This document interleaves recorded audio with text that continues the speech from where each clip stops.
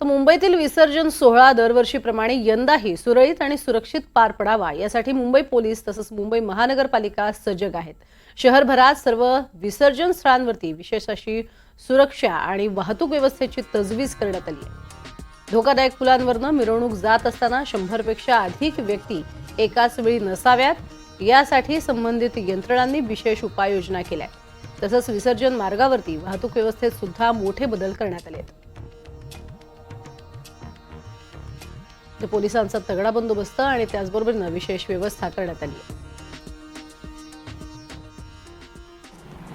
जसे मी सांगितले ते जो महत्त्वाचे विसर्जन रूट आहे गिरगाव चौपाटी अप्रोचिंग टू गिरगाव चौपाटी, त्याचे व्यतिरिक्त जुहू चौपाटी त्याचे approaching route mud Marve Powai लेक याचे व्यतिरिक्त जो मोठे मोठे कृत्रिम तलाव जिथे मोठ्या संख्येमध्ये भाविक जाणार आहे ते रूट जो आहे ट्रेडिशनल रूट आहे आणि ते तरी पण तिकडे जो आहे joint survey joint audit Mumbai police त्यामध्ये वाहतूक शाखाचे अधिकारी कर्मचारी त्यांचे व्यतिरिक्त BMC ते झालेली आहे आणि ते आयडेंटिफाय करून तिकडे नो पार्किंग करणे त्याच्या व्यतिरिक्त तिकडे जवळ कुठे पार्किंग लॉट उपलब्ध आहे ते उपलब्ध करून देणे तशी तयारी आपण केलेली आहे। त्यामध्ये जे रूट आहे तिकडे डिप्लॉयमेंट ॲज वेल एज जो काय सुरक्षा उपाययोजना करण्याची गरज आहे ते पूर्णपणे झालेली आहे।